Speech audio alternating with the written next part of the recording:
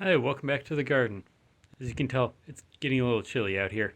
I don't have a lot growing anymore because it's December. As you can see, the moringa trees are still starting to bud. Actually, that one's got a lot of buds. Go down there. Most of the peppers are dying.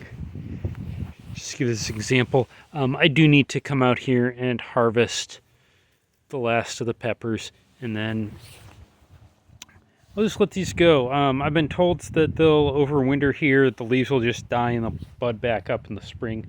So we'll see what happens. Over here on my bed of onions, it's still producing a huge amount of onions. Hopefully these bulb up soon, but honestly this is going to be months, and oh, I got weeds. Yeah.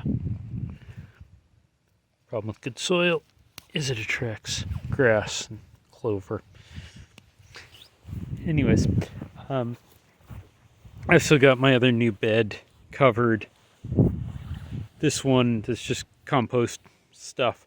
Hopefully I'll have time to throw some real dirt on that and mix in some good compost. My chard is still going crazy. I'll show you inside in a minute, but I've basically been just harvesting and dehydrating this stuff as fast as we can.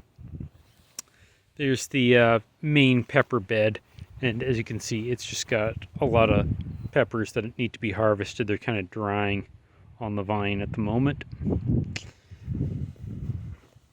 My tomatoes are actually still producing a little bit of cherry tomato. Let's see if we can zoom in there.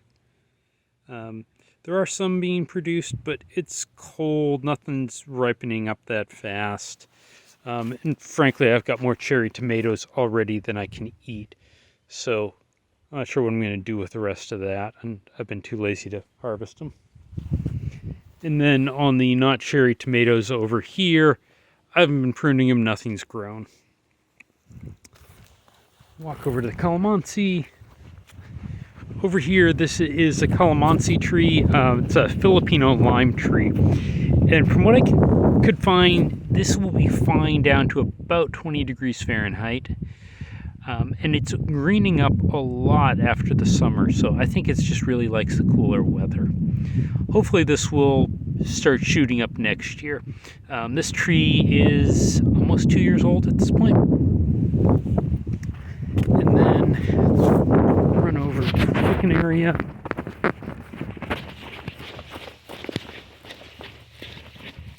Over here, I've started to, you can see the clips there, started to pull the clips off to get the chicken wire down. I need to, my goal here is to build a new run.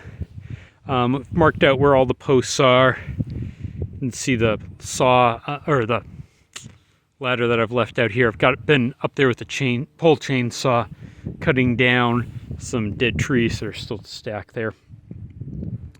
I've got the first post hole dug. I've got that was done with the hand tool. Let me run back over. I did pick up an auger for digging the rest of the holes. Unfortunately, I haven't been able to get this thing to actually start.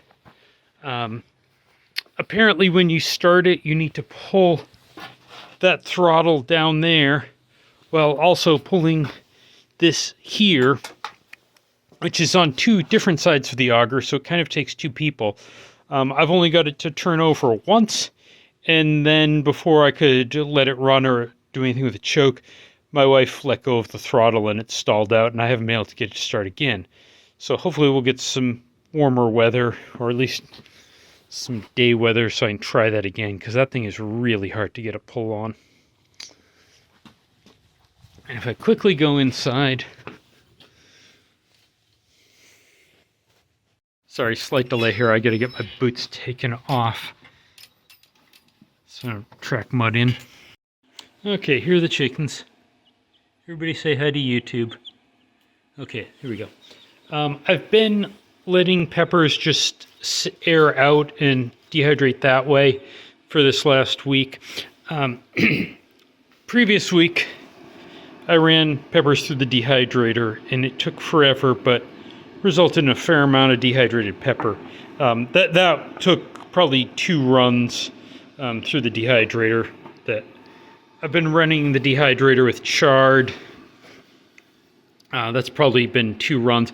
It seems to dehydrate chard in about 4 to 5 hours, where the peppers were taking probably close to 20 hours, maybe 30, to dehydrate. So hopefully the peppers will just air out. I've actually got a bunch more airing out over there. And I'm dehydrating chard as fast as I can. But that's pretty much it for this week. This is where I normally say if you're not gardening, you should. But honestly, if you're not gardening now, it's more like a time to start planning your garden for spring, because it's too cold to get most things started.